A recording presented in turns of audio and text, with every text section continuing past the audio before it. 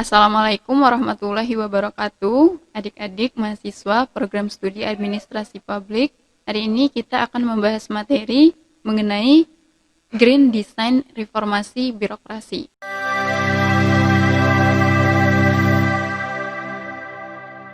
Pada tahun 2014 dibuat desain oleh pemerintah di mana birokrasi dibuat dengan jumlah PNS yang profesional, pemerintahan bersih dan bebas KKN, peningkatan berkualitas pelayanan publik, peningkatan kapasitas dan akuntabilitas kinerja birokrasi, peningkatan profesionalisme SDM dan aparatur, peningkatan mobilitas aparatur antar daerah, antar pusat, dan antar pusat dengan daerah, peningkatan gaji dan jaminan kesejahteraan.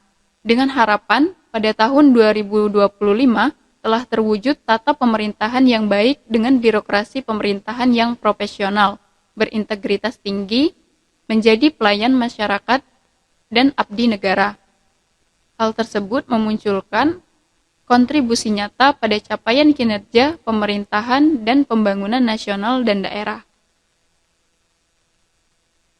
Green Design ini bertujuan untuk memberikan arah kebijakan pelaksanaan reformasi birokrasi selama kurun waktu 2010 sampai 2025, agar pelaksanaan reformasi birokrasi dan Pemda dapat berjalan secara efektif, efisien, terukur, konsisten, terintegrasi, melembaga, dan berkelanjutan. Transformasi pendekatan kebijakan dan manajemen aparatur sipil negara. Pada tahun 2014, administrasi kepegawaian, pada tahun 2019 berfokus pada manajemen sumber daya manusia, dan pada tahun 2025 berfokus pada pengembangan potensi human capital. Transformasi sistem kebijakan dan manajemen aparatur sipil negara yang diharapkan dari Green Design ini pada tahun 2014, Closed Career System, pada tahun 2019, Open Career System, dan pada tahun 2025, Open System. Adapun proses transformasi pelaksanaan Undang-Undang Aparatur Sipil Negara secara scarcity mentality atau mentalitas kekurangan, 1. Loyalitas pada atasan, 2. Pola karir atau urut kencang atau senioritas, ketiga, kualitas pelayanan tidak terukur, dan yang keempat, kinerja atau penyerapan anggaran. Dengan abundance mentality atau mentalitas berkelimpahan, 1. Loyal pada pencapaian visi dan pelaksanaan misi, 2. Pola karir atau terbuka pada lintas K atau L atau D, 3. Layanan dengan standar pelayanan minimum atau SPM, dan keempat, kinerja yang transparan, akuntabel, dan profesionalis. Pelaksanaan revolusi mental aparatur. Revolusi mental aparatur dibangun berdasarkan struktur, mindset atau pola pikir, kultur set atau budaya. Pada struktur terjadi rekonstruksi, penguatan manajemen sumber daya manusia, penguatan tata laksana, penguatan akuntabilitas, penguatan pengawasan, dan penguatan manajemen pelayanan. Pada pola pikir atau mindset, yaitu integritas, etika, disiplin, sikap melayani, pola hidup yang sederhana. Pada revolusi kultur set atau budaya, terjadi orientasi hasil, efisien, pengembangan nilai-nilai unggul dan budaya kerja, reward atau punishment, knowledge sharing, teladan kepemimpinan nasional, dan terakhir penguatan lokal wisdom atau nilai kearifan lokal. Transformasi birokrasi sampai pada tahun 2025. Pada tahun 2014, Rule-Based Bureaucracy. Pada tahun 2019, Performance-Based Bureaucracy.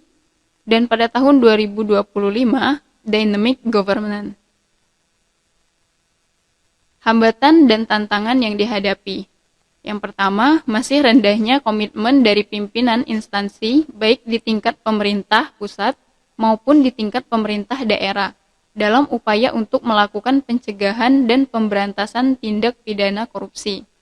Yang kedua, penyelenggaraan pemerintahan masih belum mencerminkan penyelenggaraan pemerintah yang bersih dan bebas dari KKN.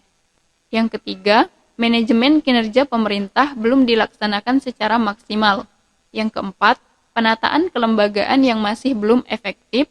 Yang kelima, penerapan tata kelola pemerintahan yang belum sepenuhnya diterapkan. Yang keenam, manajemen sumber daya yang belum berjalan dengan baik. Ketujuh, inefisiensi anggaran atau rendahnya budaya kerja dalam melakukan efisiensi anggaran. Dan yang terakhir adalah manajemen pelayanan publik yang kurang maksimal dan masih banyak praktek pungutan liar. Critical Success Factors, reformasi birokrasi. 1. Komitmen pimpinan. Ini merupakan faktor yang sangat penting dalam melakukan reformasi birokrasi, karena mengingat masih kentalnya budaya paternalistik dalam penyelenggaraan pemerintahan di Indonesia. Kritika yang kedua, kemauan diri sendiri. Selain komitmen pimpinan, faktor yang tak kalah pentingnya adalah adanya kemauan dan keikhlasan dari penyelenggara pemerintahan atau birokrasi untuk mereformasi diri sendiri. Yang ketiga, kesepahaman.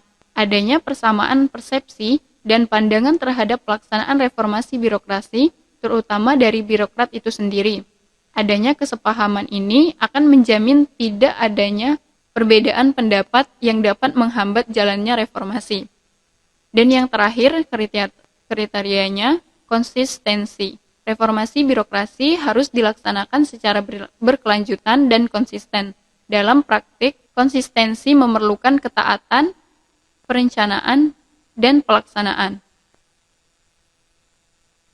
Rumusan agenda prioritas 12 berdikari dalam bidang politik yang berkomitmen menjalankan reformasi birokrasi dan pelayanan publik.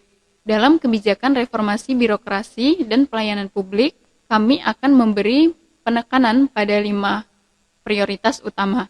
1. Kami akan mengambil inisiatif penetapan payung hukum yang lebih kuat dan berkesinambungan bagi agenda reformasi birokrasi.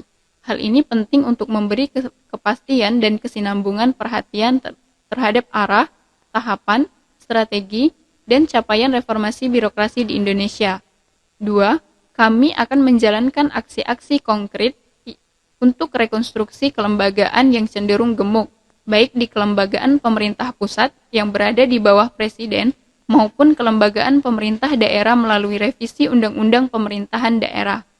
Ketiga, kami akan menjalankan secara konsisten Undang-Undang Aparatur Sipil Negara sehingga tercipta aparatur sipil negara yang kompeten dan terpercaya. Keempat, kami berkomitmen memberantas korupsi di kalangan aparatur sipil negara dengan memastikan komitmen terbuka dan terekspos dari Presiden untuk secara tegas menegakkan aturan yang ada terkait korupsi. Terakhir, kami akan melakukan aksi-aksi nyata bagi perbaikan kualitas pelayanan publik. Perbaikan layanan publik dilakukan dengan berbagai cara, meningkatkan kompetensi aparatur, memperkuat monitoring dan supervisi antar kinerja pelayanan publik, serta membuka ruang partisipasi publik melalui Citizen Charter dalam Undang-Undang Kontrak Layanan Publik. Jalan perubahan atau nawacita dari Jokowi dan JK untuk rakyat.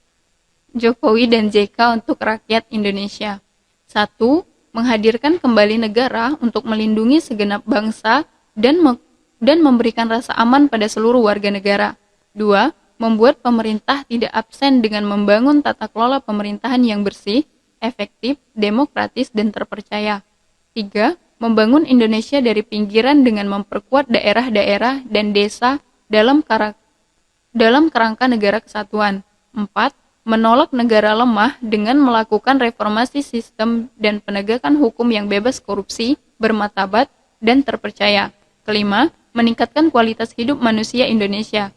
Keenam, meningkatkan produktivitas rakyat dan daya saing di pasar internal.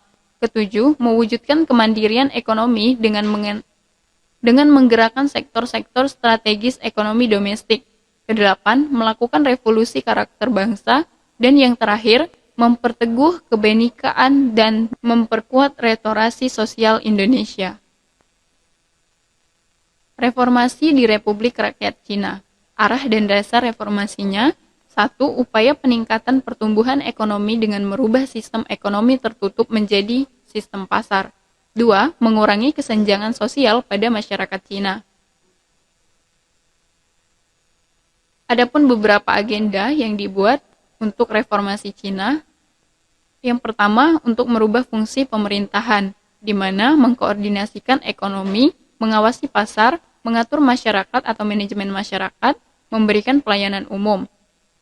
Lalu yang kedua, reformasi pada struktural, dengan merampingkan lembaga pemerintahan pusat dari 100 lembaga menjadi 53 lembaga pemerintah. Lalu, perampingan diikuti oleh pemerintah daerah dengan pembentukan lembaga yang khusus menangani investasi. Yang ketiga, perbaikan cara pelaksanaan organisasi. Dengan mempermudah proses prosedur perizinan investasi, publik dapat mengakses informasi secara terbuka melalui internet, dan cara kerja pemerintah terbuka dan lebih transparan termasuk pelayanan umum dan pos pengaduan. Keempat, yang terakhir itu pada perbaikan sumber daya manusianya, di mana dilakukan PHK dengan tetap memberikan fasilitas, memperkerjakan di lembaga-lembaga milik pemerintah atau swasta, memindahkan ke swasta atau perusahaan, lalu melakukan pengembangan melalui training atau pendidikan formal, selanjutnya melakukan sistem remunerasi yang tinggi, dan yang terakhir melakukan pembatasan jumlah pegawai di daerah oleh pemerintah pusat. Terima kasih, sekian untuk materi hari ini. Wassalamualaikum warahmatullahi wabarakatuh.